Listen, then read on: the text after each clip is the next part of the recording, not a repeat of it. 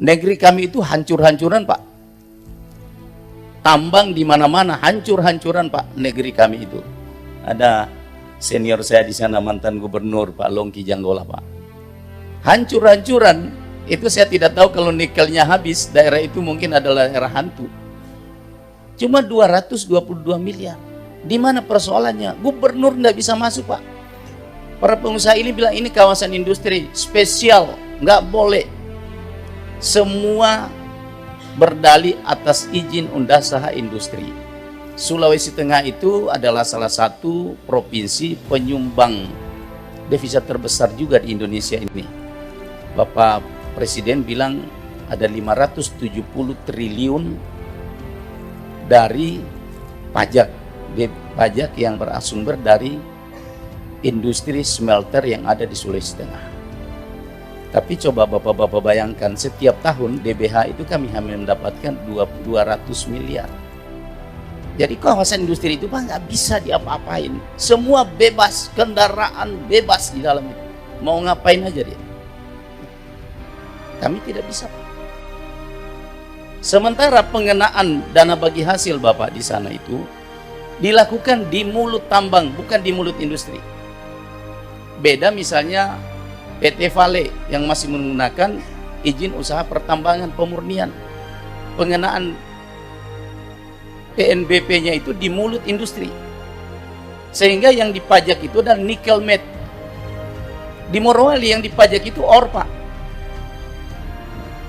Akhirnya apa yang terjadi? Satu ore misalnya 40 dolar per metric ton. Tapi kalau misalnya pajaknya itu dibayar di mulut industri menjadi stainless steel, ya mungkin Sulawesi Tengah itu adalah salah satu daerah yang menyamai mungkin DKI, Jawa Barat dan sebagainya soal PAD. Ini problem kami, Pak. Jadi kemudian saya baca di Undang-Undang Industri itu yang jadi problem, Pak. Itu mereka, para pengusaha ini diberi tax holiday, tax allowance itu sampai 25 tahun. Nikel di Morowali itu tinggal 10 tahun, Pak. Jadi habis tax holiday itu selesai, habis nikel, kami akan mendapatkan begitu-begitu saja. Jadi ini perlu saya sampaikan karena ini berkaitan dengan pembukaan sumber daya alam. Mungkin kalau di Kalimantan hampir mirip lah kira-kira. Hancur-hancuran, Pak. Nah yang ketiga, berkaitan tadi yang disampaikan Kang Deddy soal NPWP, Pak. NPWP hampir semua, Pak, sama. Di Morowali itu semua NPWP pengusahanya itu ada di Jakarta. Jadi mereka benar-benar mengambil keuntungan di sana. Kita yang merasakan dampaknya, kita tidak punya apa-apa. Ini Bu Wamen, ini perlu kita berjuang keras ini supaya. Kemarin saya paksa, Pak, tapi takutnya nanti dilaporin lagi saya ke pusat.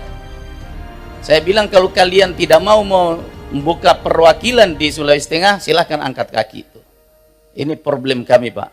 Tapi mereka semua sekarang bilang, gubernur apa-apa sih, biar marah juga nggak ada masalah. Kita nggak ketemu juga, nggak ada juga keperluan kita sama gubernur. Tuh. Semua perizinan sudah di pusat. Jadi mungkin ini kami titip, Pak, Komisi 2, disayang-sayang lagi para gubernur, Pak.